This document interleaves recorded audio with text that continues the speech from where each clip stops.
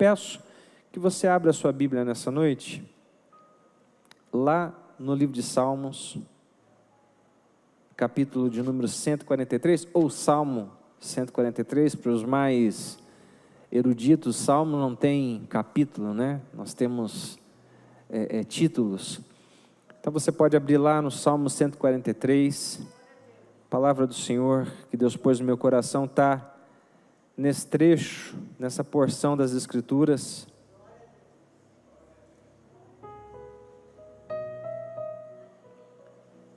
Quem for encontrando, vai dando glória a Deus. Não é proibido você dar glória ao Senhor. Não é proibido você glorificar o nome dEle. Amém? Você tem liberdade para isso. Você pode fazer isso com muita liberdade, com muita alegria.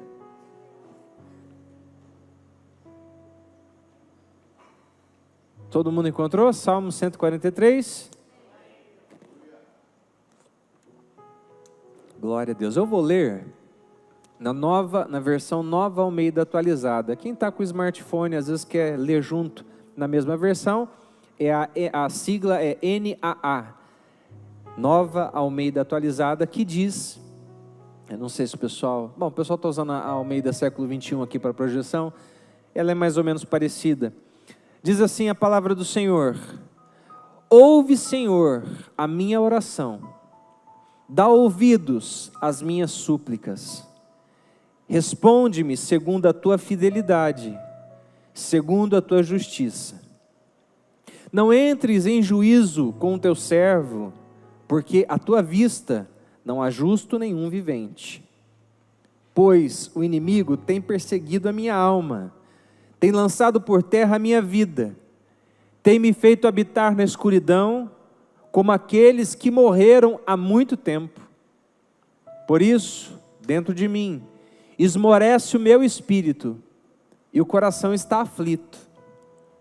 Lembro-me dos dias de outrora, penso em todos os teus feitos e medito nas obras das tuas mãos.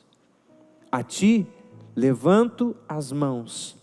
A minha alma anseia por ti como terra sedenta. Senhor, responde-me depressa. O meu espírito desfalece. Não me escondas a tua face, para que eu não me torne como os que baixam a cova. Faze-me ouvir pela manhã da tua graça, pois em ti confio. Mostra-me o caminho onde devo andar, porque a ti elevo a minha alma. Livra-me, Senhor, dos meus inimigos, pois em ti é que me refugio. Ensina-me a fazer a tua vontade, pois tu és o meu Deus. Que o teu bom espírito me guie por terreno plano. Vivifica-me, Senhor, por amor do teu nome. Por amor da tua justiça, tira a minha alma da angústia. E por tua misericórdia, acaba com os meus inimigos e destrói todos os meus adversários, pois sou teu servo. Apenas até aqui. Gostaria que você fechasse os seus olhos comigo, curvasse a sua cabeça, fizesse uma oração sincera nessa noite, pedindo que o Espírito Santo de Deus venha de encontro à tua alma, venha de encontro ao teu ser e fale com você de maneira poderosa. Deus, em nome do teu Filho amado, Jesus, esse é o desejo do meu coração, que o Senhor fale conosco de uma maneira poderosa nessa noite. Que não haja espaço dentro de nós para outra coisa, a não ser para ouvir e absorver e reter a tua palavra nessa noite. Que a gente saia daqui convictos de que não foi o homem, não foi a religião, mas foi o Deus Todo-Poderoso, mediante a sua palavra, no poder do Espírito, que falou com cada um de nós. Que nessa noite o teu nome seja levantado, como já tem sido, através dos louvores, através das orações, através do serviço, do ministério da igreja, e que agora, através de sua palavra, o Senhor possa receber toda a honra e toda a glória em nome de Jesus. Assim nós oramos. Amém e amém. Esse salmo é um salmo que é chamado pelos estudiosos de um salmo penitencial. Ele é o último dos salmos de penitência, onde o povo de Israel lia, cantava e declamava, porque não sei se você sabe, o salmo ele é uma poesia, ele foi feito inicialmente para ser cantado, para ser acompanhado com música. E é um salmo que ajuda o povo de Deus a refletir e pensar na sua própria vida em torno do Deus Todo-Poderoso. E quando eu fiz essa leitura desse salmo nessa semana, e o Espírito Santo falou comigo sobre a mensagem que haveríamos de pregar nessa noite, quando eu li, o Senhor me fez lembrar da minha infância, da minha adolescência. O Senhor fez uma viagem no tempo, me conduziu ao passado e me fez lembrar da minha adolescência. Adolescência que é uma das fases mais ricas da nossa vida. Adolescência que é um dos momentos mais primorosos da nossa existência. Porque é na adolescência que nós descobrimos se nós somos falantes ou se vamos ser quietos demais. Já percebeu que tem adolescente que fala, como dizia minha mãe, fala pelos cotovelos. Mas tem adolescente que é calado, que é quieto, que é na dele, que é sossegado. É na adolescência onde surgem as primeiras implicações, é na adolescência que surgem as primeiras rusgas, os primeiros problemas, as primeiras dificuldades reais. É na adolescência que descobrimos os amores, os primeiros namoricos. É na adolescência que nós começamos a descobrir de fato que existem limites. É na adolescência que descobrimos os pais, na ânsia e no desejo de nos ajudar, podando as nossas asas. Quem já se sentiu assim na adolescência? Parecia que o pai e a mãe estavam cortando as asas, não deixavam voar. Normal. Eu me lembro que na adolescência eu não via a hora de atingir a maioridade, Paulinho. Eu queria logo tirar a minha carta de motorista, porque eu queria dirigir. Entendeu? Eu não tinha carro, mas eu queria dirigir. Eu não via a hora de ter o controle da minha vida, eu não via a hora de poder mandar do meu próprio nariz, eu não via a hora de viver a minha própria vida, eu não via a hora de ser independente dos meus pais. Eu não via a hora. Só que a vida passa, os anos voam, e estou aqui hoje com 40 anos de idade, com uma saudade imensa da minha adolescência, numa época boa que eu não tinha que pagar conta. Lembra, irmão, que delícia, não ter que pagar conta de energia, não ter que ficar preocupado toda hora essas lâmpadas tão acesas, quanto tempo você vai ficar no banho. Lembra que época gostosa? Que a gente ficava discutindo qual era o tipo. Esse dia eu postei de um rapaz que estava discutindo qual era a tradução do filme. Se era Herbert Richard ou se era Cine Video. Quem lembra disso? A gente ficava esperando na sessão da tarde passar o filme para a gente ficar esperando. Versão Herbert Richard. Lembra disso? E quando passava uma nova, a gente brigava. Não, tá errado, igual o moço lá. Não pode. Que Cine Video? Nada. Época gostosa, que a nossa preocupação era acordar de manhã, no meu caso, ir para a escola, voltar da escola, comer, fazer a lição ali, que o professor gostava de mandar o para casa, e viver e curtir a vida doidado. Mas naquela época eu achava que eu estava sendo aprisionado pelo meu pai, pela minha mãe. E tudo que eu queria na adolescência era conquistar a minha independência. E a verdade é que a independência chega para todos, querendo ou não. Porque os pais não são eternos, os pais um dia vão morar com o Criador.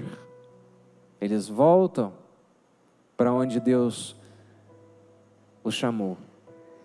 E o fato é que a vida continua e a gente descobre como era bom ser dependente. Como era gostoso viver perto do pai e da mãe, do carinho do pai e da mãe, que abraçava, que acalentava, que cuidava. Esse salmo me faz pensar sobre quão dependente nós precisamos ser do Senhor, para de fato viver uma vida que vale a pena. Porque viver, todos os que estão respirando pela terra estão vivendo, sim ou não? Vamos filosofar um pouco. Quem respira está vivo, ok? A pergunta que a gente tem que se fazer é se essa vida está valendo a pena. Porque a vida que eu vivo precisa valer a pena, precisa ser uma vida de verdade.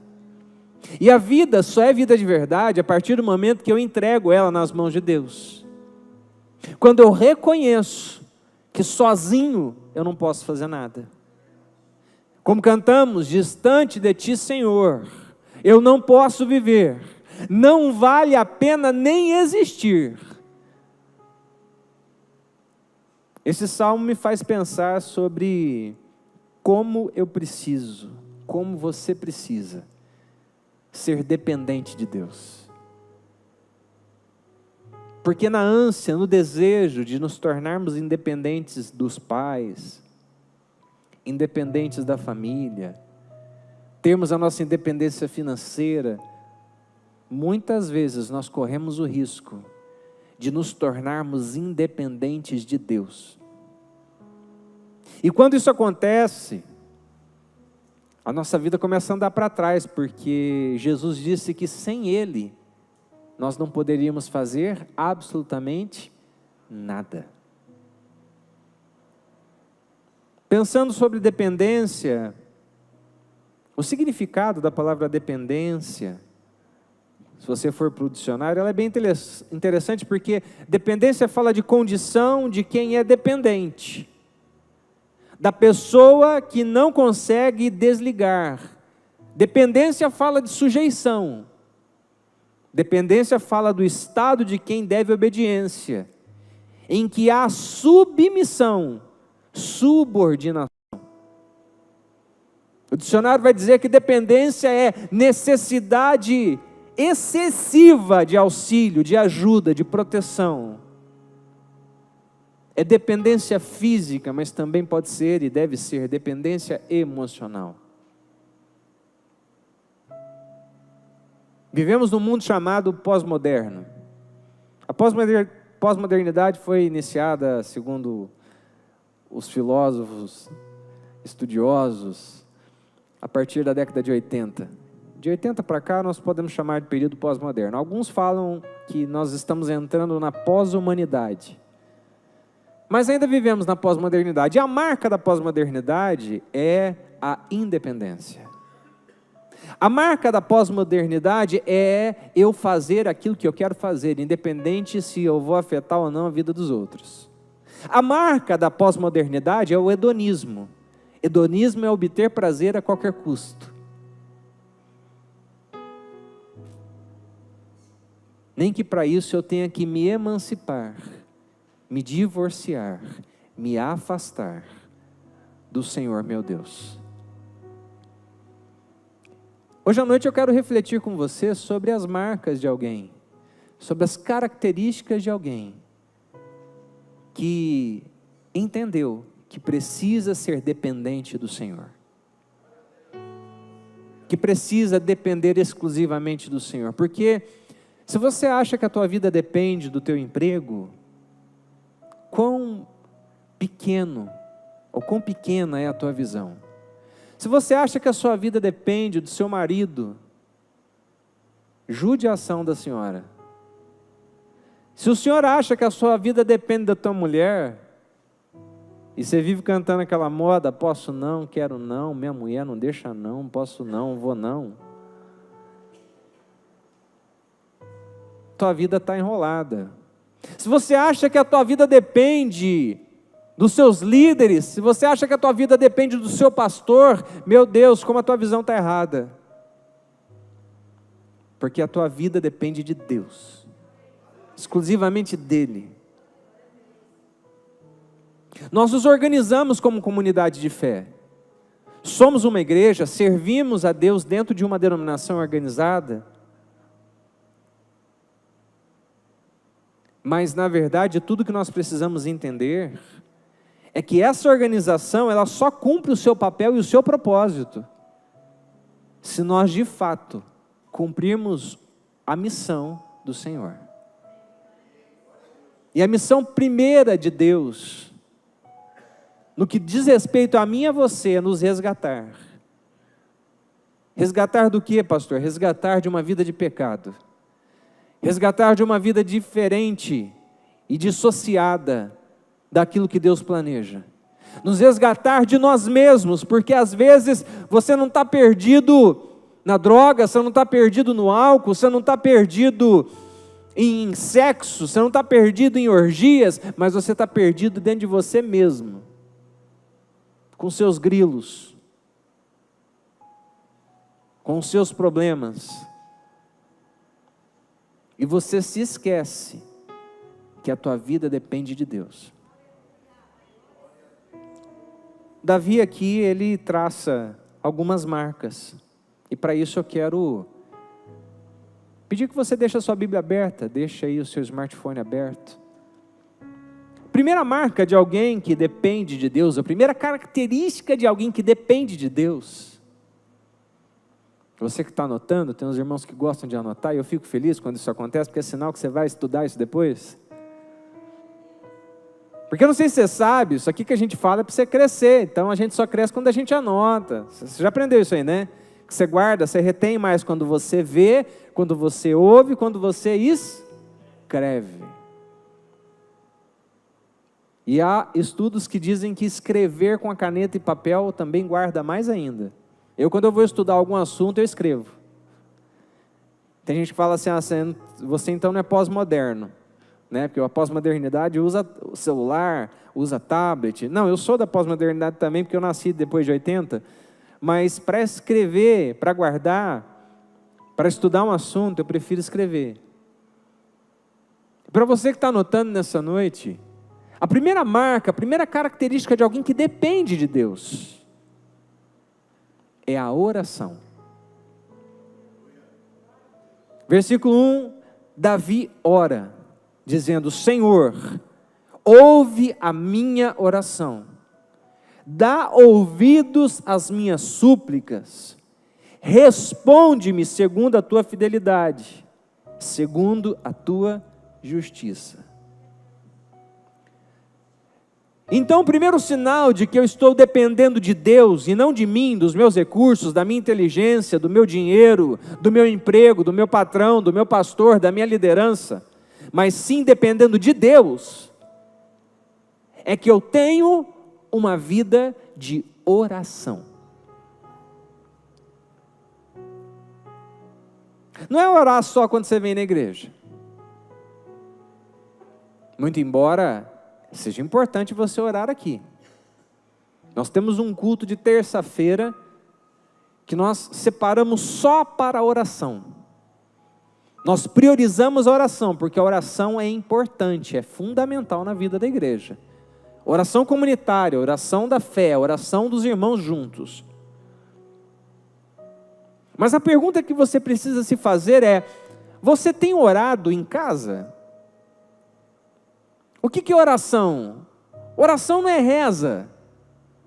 Oração não é uma repetição de uma fala que não vai produzir absolutamente nada, não é um mantra. Oração é relacionamento, oração é prosa, oração é conversa, oração é você falar e Deus responder. Deus responde, segundo a sua fidelidade, por isso que Davi diz isso para Deus. Mas a pergunta é: você está orando? Eu estou orando com intensidade? Aí você vai dizer assim: ah, pastor, mas eu oro o dia todo eu estou aqui, ó, eu com Deus, eu com Deus. Eu me lembro de um exemplo de um tempo atrás, que aconteceu dentro de casa. Ela nem sabe que eu vou falar isso, mas eu vou falar. Eita mesmo, vai pegar, o bicho vai pegar. Eu estava numa fase de tanto trabalho, de tanto estresse, de tanta correria, de tanta coisa acontecendo, e tanta coisa girando, e eu estou o dia inteiro com a minha esposa. Onde eu vou, ela vai. Raríssimas vezes que ela não está junto. E ela falou assim para mim, bem, eu estou com saudade. Eu falei, está com saudade do quê? Ela falou, estou com saudade do você. Eu falei, mas estou com o seu o dia inteiro, ué. Nós estamos sempre juntos. Ah, estou com saudade, você lembra disso? Estou com saudade de conversar. Eu falei, mas a gente conversa o dia inteiro, mulher. E eu aqui dentro, da minha cabeça de homem, mas pô, a mulher fala pra caramba, ela já falou o dia inteiro, quer falar mais ainda. E eu tô aqui, ó. Ela tá falando e eu tô pensando, que nem tudo que a gente pensa, a gente fala, né? A gente só fala na mensagem que tá bem longe dela, não vai brigar comigo. Depois ela chega em casa, você vai ficar contando as coisas, né? Mas vai ser bom. Porque nessa você ganhou. Não que a gente esteja competindo, nós não competimos. Em casa não tem competição. Ela sempre ganha. Aí eu falei, bem, mas a gente está junto. E eu como pastor, o líder da casa, se a gente está junto, amor, que isso? Nós estamos toda hora juntos. Que isso? Que pensamento é esse? Que seta é essa, mulher? Larga a mão disso. E passou o tempo. Aí esses dias eu estava refletindo sobre oração, pensando sobre oração, eu e Deus. Aí o Espírito Santo ministrou no meu coração sobre esse dia que a gente conversou. Ele falou assim, olha, é isso que eu quero. O que a tua mulher está sentindo falta não é de você estar perto dela. Ela está sentindo falta de atenção exclusiva, de tempo de qualidade, de você parar e olhar no olho dela e ela olhar no seu. É falta disso que eu sinto. Eu tenho falta.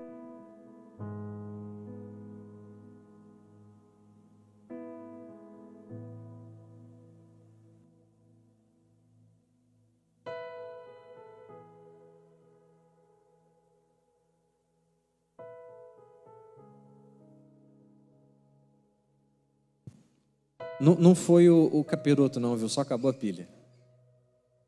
Não precisa repreender não, tá? Os irmãos que já querem repreender. Sai em nome de Jesus. Não foi, é só a pilha que acabou, fica tranquilo. O capiroto está lá fora. Eu me perdi. Eu já me achei. O Espírito Santo falou comigo. Olha, o que ela está querendo é o que eu quero também de vocês. Eu quero relacionamento comprometido. Eu quero olho no olho. Eu quero tempo de qualidade com você. Enquanto você está orando, durante a vida, você está correndo, você está trabalhando, todo tempo você está conectado com o Senhor, eu entendo isso. Quando Colossenses fala, Paulo fala lá em Colossenses, olha, orai sem cessar, é isso que ele está falando. Todo o tempo eu estou ligado. Mas a pergunta é, você está separando tempo para orar? E quando eu falo separar tempo, é separar tempo de verdade. De botar na tua agenda, desligar o celular, desligar tudo e falar, agora eu vou orar. Ela sabe que nos períodos que eu tenho de oração, pode cair o mundo. Eu estou orando. Cada um tem o seu ritual. Pode ter um ritual? Pode. Desde que você não use isso como um elemento de culto, você pode. O meu ritual foi, eu fiz o meu ritual aqui na terça-feira, no culto de oração, porque nós deixamos o tatame montado e eu consegui, glória a Deus, fazer meu ritual, porque aí, o meu ritual é deitar no chão.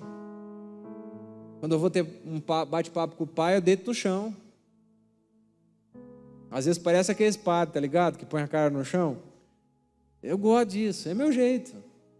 Não faça disso um modelo para você. Ora do teu jeito. Às vezes você gosta de orar sentado, você gosta de orar em pé, sei lá que jeito você gosta, mas ora. Passa tempo com o Pai. Passa tempo com Ele. De fato, você consiga falar para Ele, Senhor, ouve a minha oração. Dá ouvidos às minhas súplicas, responde-me segundo a tua fidelidade, segundo a tua justiça. Mas para isso acontecer, você precisa ter relacionamento com Deus.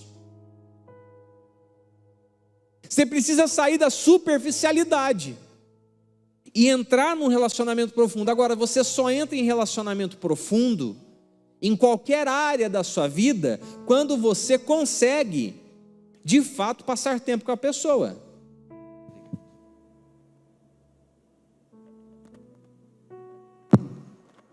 Amém? Eu costumo dizer que... Pode aumentar um pouquinho para mim, Paulinho, por favor. Eu costumo dizer que, no casamento principalmente, a gente só conhece de fato com quem a gente casa depois de uns 3, 4 anos que a gente casou. Então essa história de falar, vou namorar 10 anos, que é para conhecer, não dá certo. Porque quem namora conhece só uma parte. A outra parte você vai conhecer daqui uns 3, 4 anos depois que você casar. Eu estou descobrindo umas coisas até hoje. Depois de 17 anos casado, mais tanto tempo junto, 25 anos junto, desde a adolescência, junto. Estou descobrindo uns negócios novos. Ela também descobre um negócio diferente sobre mim, as preferências. Isso aí, filho. É assim a vida. Agora, a gente só conhece um outro porque a gente passa tempo juntos. Agora, se eu não passar tempo com a minha esposa, se eu não amá-la, respeitá-la, viver com ela, meu relacionamento não vai se estreitar. Em qualquer área da vida é assim. Tem gente que acha que a amizade é comprada no balcão de qualquer esquina aí. Amizades caras, elas custam muito. Leva tempo. Aí você vê alguém que tem uma experiência com o Espírito Santo, que tem uma vida com o Espírito Santo, uma sensibilidade ao Espírito Santo, e você fala, nossa, eu quero ter isso, porque é bonito. Mas a pergunta é, você está investindo tempo com Deus? Porque quando nós oramos, de fato a gente está jogando a toalha. A gente está dizendo para Deus, Deus, eu não dou conta disso aqui. Eu não sei resolver esse negócio. E eu estou colocando nas tuas mãos. Porque eu sei que o Senhor é o único que pode. Amém? Segunda marca de alguém que depende de Deus é a falibilidade humana. Ou melhor, é a consciência da falibilidade humana. O que é isso? É consciência de que eu sou falho. É a consciência de que eu vou errar na vida. Ele diz no versículo 2: não entres em juízo com teu servo, porque à tua vista não há justo nenhum vivente. O que ele está dizendo para Deus? Deus, olha para mim com graça, com favor.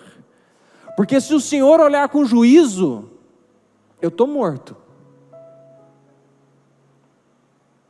Isso me ajuda a colocar a minha vida em perspectiva. Porque eu começo de fato a perceber que eu sou falho. Quando eu reconheço que eu sozinho, eu sou uma porcaria. Quando eu reconheço que eu sem Deus sou um monstro, eu de fato começo a depender dele. Sabe por que muitos empacam na vida cristã e estão aí há 10, 15, 20 anos servindo, entre aspas, Jesus, mas continuam pessoas difíceis, continuam pessoas grosseiras, continuam pessoas intratáveis, continuam pessoas difíceis, sabe, de lidar. Isso acontece porque simplesmente elas não se permitiram entender que elas são falhas e que elas precisam da ajuda do Espírito Santo para melhorarem a cada dia. Eu sem Jesus, irmãos, sou um monstro. Mas eu com Ele, a cada dia, me torno melhor. Quando eu reconheço que eu falho, que eu erro, que eu sou capaz de cometer coisas horrorosas, eu passo a depender dele, peço, Senhor, me ajuda. Não me julga segundo o juízo, mas olha para mim com olhos de misericórdia e me ajuda a ser um homem melhor. Terceira marca é consciência de uma batalha espiritual. Versículo de número 3, ele diz assim: pois o inimigo tem perseguido a minha, está escrito aí? A minha alma, tem lançado por terra a minha vida, tem me feito habitar na escuridão, como aqueles que morreram há muito tempo.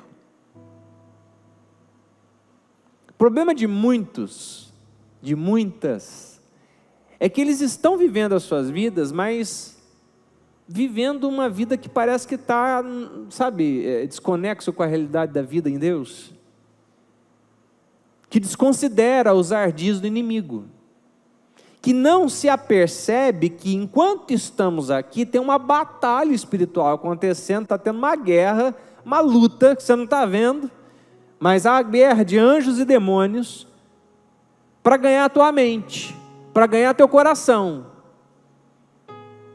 para tirar você, não do prédio, não das quatro paredes aqui, mas para tirar você da vontade de Deus, da igreja de Deus, do sonho de Deus, do plano de Deus, do projeto de Deus.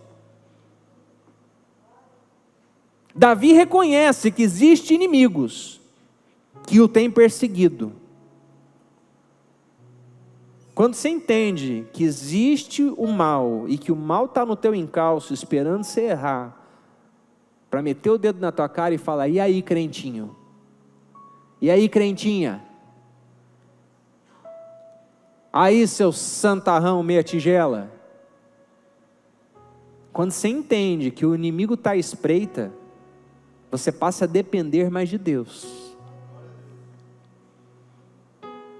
Você começa a depender dele para ele cuidar da tua vida. Porque Deus sabe que eu sem ele estou perdido. O problema é que alguns se acham muito fortes, super crentes. Gente que se acha poderosa demais, né? E que acha que na sua força, na sua capacidade, porque fala umas palavras diferentes, ou porque ora em umas línguas estranhas, o diabo vai correr deles. E eu preciso te dizer, o inimigo da nossa alma, ele não tem medo de patente, não tem medo de pastor, não tem medo de padre, não tem medo de bispo. O diabo não tem medo de língua estranha. O diabo, aliás, de vez em quando manifestam os demônios, eles até falam umas línguas estranhas. O diabo não tem medo de manifestações espirituais. Sabe do que o diabo tem medo? Ele tem medo do meu pai. Ele treme de medo do meu pai. E quando eu dependo do meu pai, o meu pai me defende. Quando eu entendo que existe uma batalha, que o meu pai guarda a minha vida, porque eu dependo dele, ele então coloca os seus anjos acampados ao meu redor e me livra de todo mal. Eu de fato sou guardado por ele. Eu de fato sou protegido por ele. Porque eu tenho consciência que existe uma batalha acontecendo ao meu redor. Então eu estou atento. De vez em quando entra uns pensamentos e falo: opa, isso não veio do Senhor não. Isso não é de Deus. Um comentário vem e você fala: opa, peraí. Vou vigiar. Porque eu preciso depender do Senhor. E se eu dependo dele, eu tenho consciência de que tem uma batalha espiritual acontecendo ao meu redor. Nós vivemos um problema grave, porque de um lado tem a turma que é a turma que não acredita em nada, né? Tem a turma que acha que nem o diabo existe mais, que o diabo é uma invenção da igreja. E não tem nada mais perigoso ao homem do que desconsiderar a presença do mal. Mas a gente tem também do outro lado a turma, que é a turma da batalha espiritual, por assim dizer, que tudo é diabo, tudo é demônio, né? Vê demônio em tudo. Vê demônio na roupa, vê demônio na TV, vê demônio no símbolo não sei da onde, vê demônio no refrigerante, vê demônio no monte de... Se bem que no refrigerante tem uns demônios mesmo, chama açúcar. É um dos piores demônios que tem, essa casta de demônio. Olha, eu vou falar um negócio para você, está matando muita gente por aí. Muita. Tem um diabinho lá dentro. Tão nocivo quanto a cachaça é o açúcar, viu? Não sei se você sabe disso, depois você pesquisa. É mais viciante que a cocaína. Você está falando isso porque agora você está magro, né? Você tá falando, não, irmão, não estou falando isso porque é verdade. Que eu também tenho vontade de tomar açúcar. Ontem eu tomei um copo de coca que a gente tomou aqui depois que os irmãos vieram ajudar a limpar a igreja, depois do jiu-jitsu. Irmão, parecia que eu tinha tomado um negócio que eu fiquei, sabe, acelerado. Açúcar. Pega alguém que não está tomando açúcar, não está comendo açúcar há muito tempo, dá açúcar para ele para ver o que acontece. Por isso que as crianças, né, nos Estados Unidos, eles não tomam açúcar, quando dá açúcar para as crianças, fica doida. Mas volta para a mensagem. Olha só. O problema da galera que vê demônio em tudo, é que assim, que nem tudo é demônio. A brincadeira que eu fiz do microfone é verdade, só acabou a bateria. Está tudo certo. As coisas de vez em quando dão erradas. E nem tudo é o diabo que causou. É porque a pandemia foi o diabo. Não, não foi o diabo, irmãos. A pandemia foi obra da própria pecaminosidade humana. A pandemia, os vírus, a maldade do mundo é culpa do ser humano mesmo, não é culpa exclusiva do mal. O mal pega isso tudo para poder tentar ceifar a vida de quem ele puder. O fato é que eu preciso estar consciente, de forma equilibrada, que existe uma batalha pela minha alma, e eu preciso vigiar. Amém? Quarta característica de alguém que depende de Deus. A quarta característica é o anseio por mais de Deus. Versículo 4 diz assim: por isso dentro de mim esmorece o meu espírito, e o coração está aflito. Versículo 5, diz assim: lembro-me dos dias de outrora, penso em todos os teus feitos, e medito nas obras das tuas mãos. Versículo 6, a ti levanto as mãos, a minha alma anseia por ti, como terra sedenta. Nós vivemos um grande problema hoje. Me parece que as pessoas estão perdendo a sede e a fome por Deus. Hoje as pessoas estão tão entupidas com tanta porcaria que tem por aí. É tanta rede social, é tanta informação, é tanta curiosidade pelas coisas externas, que tem se perdido a curiosidade por Deus.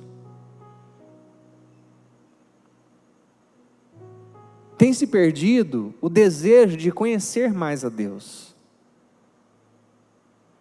Tem se perdido a capacidade de ansiar, de anelar, de desejar mais Deus. E é por isso que cada vez mais o povo lê menos a Bíblia. O ser humano tem a capacidade de ler milhares, milhões de caracteres, de letrinhas, pelas telas dos seus smartphones, mas é incapaz de ler as Sagradas Escrituras. E aí fica vivendo aquela vida anêmica espiritual, porque ele come um pouquinho no domingo, porque o pastor deu ali um mingauzinho para ele às vezes. Porque está assim também, se você der uma palavra, uma feijoada, você mata uns 4, 5. Né? Você dá uma palavra forte mesmo, perde uns 3, 4 por culto. Sai da igreja, não aguenta. Não aguenta. Não aguenta. E aí vem o pastor dar um mingauzinho, um negocinho, para ver se ele anima e começa a comer durante a semana. Mas não, ele come aquele negocinho no domingo, aí na segunda-feira ele já esquece que tem Bíblia. Na terça-feira ele não lê a palavra. Na quarta-feira, que oração, que nada. Não, eu quero fazer minhas coisas, quero curtir a vida. E a gente vive hoje uma geração que tem a palavra, que tem a Bíblia em várias traduções, gratuitas, mas que é incapaz de se debruçar sobre a palavra e passar tempo com ela. Que perdeu o interesse por Deus, que não anseia mais por Deus. E quem não anseia por Deus, certamente não dependerá dele. A pergunta que eu tenho feito a mim é: Pai, qual é o tamanho da minha fome? Qual é o tamanho da minha sede pelo Senhor?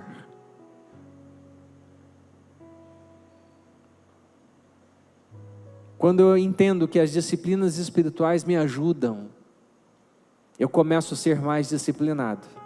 O que é disciplina espiritual? Oração, jejum, quietude. Sabia que ficar quieto é uma disciplina espiritual? Ir lá para um lugar, ficar quieto. Você vai marcar no relógio, vai para despertar, você vai ficar... Tenta fazer isso. Não precisa fazer muito não, 20 minutos, sem pegar no celular, sem ouvir uma voz, sem escutar o som da TV, quieto. Se você conseguir 20 minutos, na próxima semana você faz 30 minutos. Eu sei que para as mulheres é mais difícil, mas você vai conseguir. Tenta. Fica quietinho. Só ouvindo. Ouvindo o quê? Ouvindo o seu eu interior. Ouvindo Deus, né? Quer dizer, não entendi. Deus é meu eu interior? Não, claro que não. Seu eu interior é todo confuso. Mas se o Espírito Santo habitar dentro de você, teu eu interior vai se comunicar com o Pai. E vocês pensarão as mesmas coisas. Vocês desejarão as mesmas coisas. Vocês vão crescer no relacionamento juntos.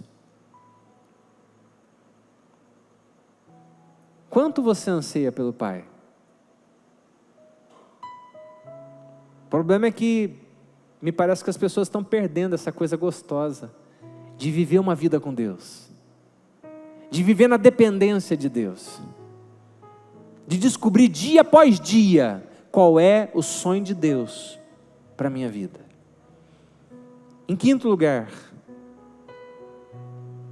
a quinta marca, a quinta característica de alguém que depende de Deus é a consciência da graça divina. Versículo 8 diz assim: faze-me ouvir pela manhã da tua graça, pois em ti confio, mostra-me o caminho por onde eu devo andar, porque a ti elevo a minha alma. Faz-me ouvir pela manhã da tua graça.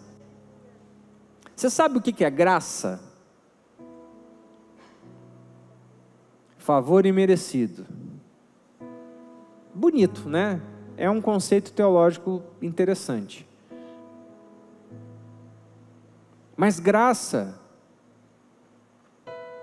eu não me lembro quem foi, se foi John Stott, qual teólogo que fez essa comparação, mas eles disseram mais ou menos assim, que graça é um mendigo mostrando para o outro mendigo aonde se arruma o pão. Isso é graça. Graça é não depender de mim, mas entender que tudo depende dele. E que a única coisa que eu preciso fazer é confiar e depender de Deus. Ninguém é salvo porque é bonzinho. Você não é salvo porque você faz boas obras, porque você dá comida para os pobres. Você não é salvo porque você entrega o seu dízimo, porque você é ofertante na casa do Senhor. Você não é salvo porque você canta no louvor. Você não é salvo porque você é pastor. Você não é salvo porque você faz qualquer outra coisa na igreja. Eu e você somos salvos pela graça, mediante a fé em Cristo Jesus. É dom de Deus. É presente de Deus, eu não mereço. Eu não merecia quando eu me converti e continuo não merecendo, eu não mereço a graça. Mas quando eu entendo que não se trata de merecimento, que se trata de aceitação, eu passo a depender de Deus. Porque se Jesus não me salvar, eu não serei salvo. Muitos se enganam achando que foram eles que escolheram o caminho de Deus. E Jesus disse, olha, não foram vocês que me escolheram, mas eu que escolhi vocês. Portanto, depende dele. A graça é um favor que eu não mereço. Mas eu recebo. Eu aceito, e porque eu aceito, eu dependo. E porque eu dependo de Deus, Ele me salva. Em sexto lugar, para aquele que depende de Deus, Deus de fato é o seu refúgio. Olha o que diz o versículo 9. Livra-me, Senhor, dos meus inimigos, pois em Ti é que me refugio. Vai lá para o versículo 11. Vivifica-me, Senhor, por amor do Teu nome, por amor da Tua justiça, tira a minha alma da angústia. Versículo 12. E por Tua misericórdia, acaba com os meus inimigos e destrói todos os meus adversários, pois eu sou o Teu servo. Quando eu dependo de Deus, eu me refugio nele. Eu não preciso mais me refugiar na droga. Eu não preciso mais me refugiar na bebida. Eu não preciso mais me refugiar em sexo ilícito, em pornografia. Eu não preciso mais me refugiar em coisas que eu sei que não agradam a Deus. Porque Deus é meu refúgio e minha fortaleza. Como diz o próprio salmista, Ele é socorro bem presente na hora da angústia. E é por isso que eu dependo. Eu dependo porque quando os problemas batem à minha porta, eu não corro para o refúgio, eu já estou no refúgio. Eu já habito no esconderijo do Altíssimo, à sombra do Onipotente, eu descanso.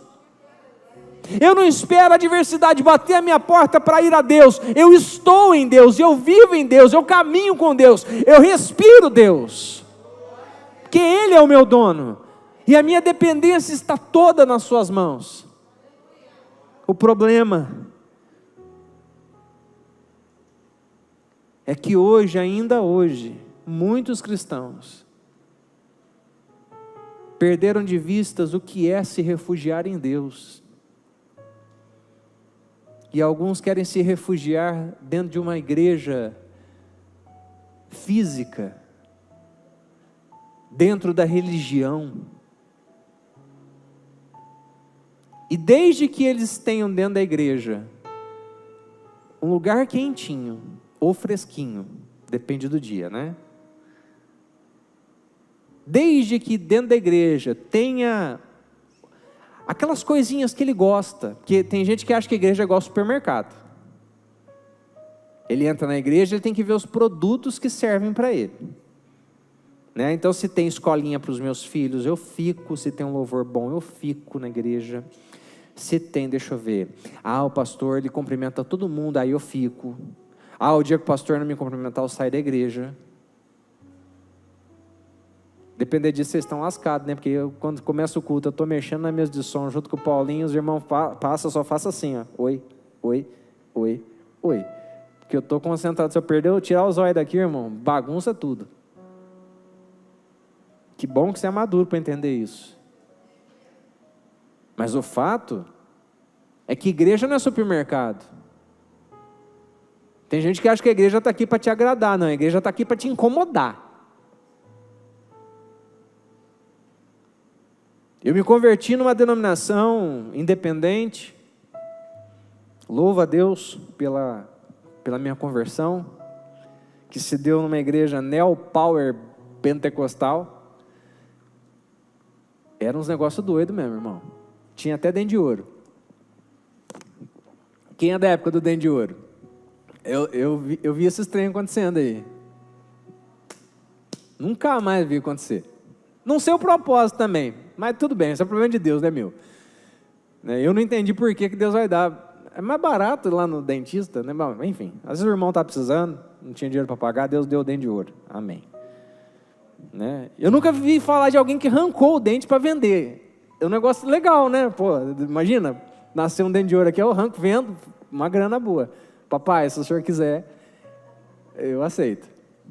Tem um siso aqui, ó Deus, que tá me incomodando. Se o senhor quiser transformar ele em uma barrinha de ouro, eu quero. Vou arrancar amanhã. Mas eu me converti numa denominação muito pentecostal. Estava até muito para lá, sabe, do centro. Os negócios meio... Mas foi bênção, me ajudou a procurar um lugar que eu... E não que a nossa denominação não tenha problemas, e tem um monte, viu? Você procurar, nossa, a Igreja Nazarena tem problema, gente. Você sabia disso? Tem problema. Nossa, como tem. Tem uns BO aí, como toda igreja tem. Mas quando eu me vi insatisfeito no meio que eu estava, antes de sair da igreja, antes de falar com o pastor, antes de fazer qualquer coisa, eu fui orar. E eu descobri que a minha insatisfação se dava por vários pontos. Um deles era porque eu não me sentia mais confrontado. Porque eu não quero estar num lugar em que fica falando tudo aquilo que eu gosto de ouvir. Que é só vitória. Que Deus vai te dar tudo o que você quer. Porque eu preciso te dizer, se você ouviu isso, é mentira. Deus não vai dar tudo o que você quer. Eu te desafio a provar na Bíblia que Deus diz que vai dar tudo o que você quer. Se Deus fosse assim, não é o mesmo Deus que eu sirvo, porque o meu Deus é responsável. Você dá tudo que teu filho quer, Paulinho? Ele se mata se você der tudo para ele. Imagina. A criança acorda de manhã com o desejo de ser cortador de lenha. Você vai dar uma motosserra para a criança? Vai? Aí eu comecei a ficar insatisfeito, porque a igreja só falava essas coisas. É só vitória, é só vitória, é só vitória, é só vitória, é só vitória. Que eu tocava aqueles forró, tá ligado? Os crentes gostam de forró, né? Acho que é porque eles acham que não pode dançar. Pode dançar, meu irmão. Problema não. Tem tanta coisa que é problema, a gente não fala nada, não é verdade? Mas eu me lembro que me incomodava porque eu só estava ouvindo coisas que eu gostava de ouvir. Eu não sei você, eu gosto de ser confrontado.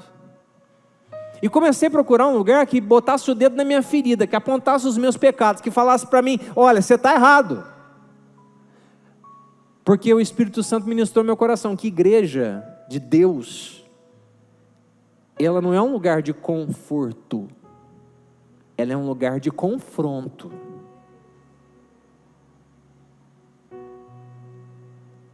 Se eu tivesse a fim de encher um salão, eu não ia ser pastor, irmãos. Eu continuaria tocando na noite, continuaria fazendo minhas coisas lá, que eu dava mais certo. Mas eu preciso te dizer que a igreja de Jesus, ela é um lugar que vai te confrontar todo dia. É um lugar que vai apontar teus erros, que vai mostrar que você está errado. Em amor, com graça. A igreja de Deus vai te corrigir. Porque você só vai poder, de fato, se refugiar no Senhor quando você compreender, dia após dia, que Ele é o teu dono. E porque Ele é o teu dono, Ele pode mexer com a tua vida. Você não pode ser um crente Gabriela. Você é velho, hein? Lembra da musiquinha da Gal? Eu nasci assim, eu vivi assim, vou morrer assim, nananana, Gabriela. Lembra? Você precisa mudar de vida. Eu preciso mudar de vida. Deus só vai ser o meu refúgio se de fato eu deixar Ele mexer na minha vida. Tem coisa que vai demorar, mas vai sair. Ele vai tirar. O problema é que a gente às vezes quer que a coisa seja do dia para a noite. Do dia para a noite. Aí porque você teve uma experiência com Deus, você acha que todo mundo vai ter a mesma experiência igual a tua com Deus. E não. Cada um tem uma vida. E Deus deu uma vida só para você cuidar da sua. Amém? Está me entendendo? Não. Vira para quem está do seu lado e fala assim, irmão, vai cuidar da sua vida. Fala aí. Isso. Que da minha, fala assim para ele, da minha eu e o pai estamos cuidando. Entendeu ou não? A gente precisa cuidar da nossa vida, parar de deixar, ficar olhando a vida dos outros. Deus é o meu refúgio. Ele vai mexer no que precisar, mas é no tempo dele, e é comigo o negócio, não é com você. Em sétimo e último lugar, a sétima marca de alguém que vive, de fato, na dependência de Deus, é que ele vive na liderança do Espírito Santo. Versículo 10 diz assim, ensina-me a fazer a tua vontade, pois tu és o meu Deus. Que o teu bom espírito me guie por terreno plano. É Ele quem nos guia. O problema é que a gente está tendo dificuldade, às vezes, até de ser liderado pelo nosso pastor, pelos líderes que Deus levanta. O que se dirá da liderança do Espírito? Porque quando você coloca debaixo da autoridade do Espírito Santo, irmãos, é aí que de fato você começa a depender de Deus. É aí que você começa de fato a dizer, Deus, não é mais o que eu quero, mas é o que o Senhor quer. E quando isso acontece, Ele te guia por um terreno plano, por um terreno limpo, por um terreno em que Ele vai de fato produzir vida ao teu redor. Quem vive a liderança do Espírito, se permite todo dia ser moldado por Ele. Quem vive na liderança do Espírito, se permite todo dia ser comandado por Ele.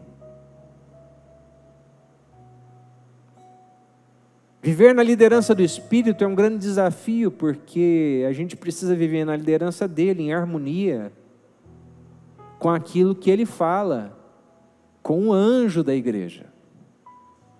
Quem que é o anjo da igreja? Quem que é o anjo da igreja, irmãos? O pastor. Eu não duvido que vocês tenham o Espírito Santo, tenho certeza disso. Mas existe uma responsabilidade, existe um caminho que Ele dá para o anjo da igreja. E precisa estar alinhado com a tua vida. E vice-versa. Por isso que nós não tomamos decisões isoladas. Como igreja, a gente não sai fazendo as coisas de qualquer jeito. Começamos o ministério com jiu-jitsu na igreja. Há pelo menos 2 anos eu falo sobre isso com a liderança.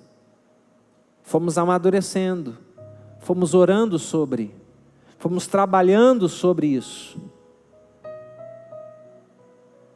Porque não é só dinheiro. Precisa de dinheiro para o teu projeto, sim ou não? Porque não se paga mensalidade, não se cobra nada dos alunos. E tem custo. Mas o dinheiro é o de menos, dentro da perspectiva de Deus. A parte mais importante é a gente estar alinhado com o Espírito Santo. para que o ministério de jiu-jitsu cumpra o seu propósito, que não é formar faixa preta, é formar cristãos, é formar gente que anda de acordo com a vontade do Pai, é formar pessoas que são discípulos de Jesus. E de quebra, surgirão alguns faixa pretas. Surgirão. Nós acreditamos que através desse ministério pode surgir um novo campeão mundial aí. Já temos o Kainan Duarte, que é daqui de Pederneiras, campeão mundial de jiu-jitsu. Pode surgir outros. Para mim, né, nós estamos velhos já, Érico, para nós não dá mais, mas para molecadinha nova, para o Ian, quem sabe? Mas para pensar, irmãos, o poder disso, o poder que Deus pode infundir através de um ministério desse. Mas para acontecer, teve que ter oração, teve que ter conversa, teve que ter planejamento, para que depois de 1 ano, 2 anos, o projeto saísse do papel e lograsse êxito. Agora, a gente só consegue fazer isso debaixo da liderança do Espírito Santo. A gente começou a perguntar como igreja, para Deus, o que o Senhor quer?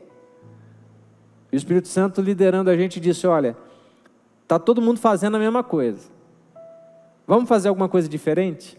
Não porque a gente é melhor, mas porque a gente quer atingir um novo nicho de pessoas, um novo grupo de pessoas. Na tua vida da mesma maneira. Alinha a tua vida com o Espírito. Convida o Espírito Santo para habitar dentro do teu coração. Convida Ele para te iluminar nas decisões. E não dê um passo sem antes Ele dizer, vá. Eu tenho certeza que quando eu e você aprendermos a fazer isso, de fato, nós estaremos na dependência de Deus. E já não vai ser mais o nosso vento que sopra o barco, mas é o vento de Deus, que vai levando onde a gente tem que ir, que vai nos conduzindo por onde a gente tem que estar. E o nome dele vai sendo glorificado. E a igreja de Deus vai sendo implementada. Amém? Eu quero orar com você nessa noite. Eu quero te convidar a entregar a tua vida. Você pode se colocar em pé, em nome de Jesus. Eu quero te convidar a entregar a sua vida nas mãos de Deus.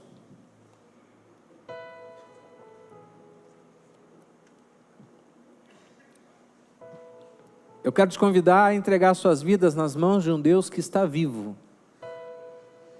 Não é um Deus morto, não é um Deus ausente, não é um Deus distante, mas é um Deus que está perto. É o Deus Emanuel, é o Deus conosco. Eu quero orar com vocês. Enquanto oramos, o Ministério de Música vai chegar. E nós vamos encerrar cantando de novo aquela canção, linda canção, que diz que nós precisamos do Senhor. Fecha os teus olhos, curva a sua cabeça. Senhor, tua palavra foi pregada nessa noite mais uma vez e como nós precisamos do Senhor. Nós dependemos do Senhor. Traga essa consciência, Espírito Santo, aos nossos corações. Consciência de que nós não podemos dar um passo, nós não podemos caminhar 1 milímetro se o Senhor não for conosco. Espírito Santo trabalha no nosso coração. Que ao cantarmos, ó Deus, essa música, que ao cantarmos essa canção, de fato, essa canção seja uma verdade na nossa vida. Enquanto cantamos, que almas aqui se convertam ao Senhor. Muito mais do que fazer uma oração aqui, dizendo para eles repetirem, dizendo que te aceitam como Salvador. Eu peço que o Senhor ministre ao coração deles, de que o Senhor é o Salvador e de que eles precisam de Ti. Espírito Santo, o Senhor está atuando e agindo no meio da igreja. Enquanto te adoramos, opera de forma sobrenatural no nosso meio. Assim nós oramos em nome de Jesus. Amém.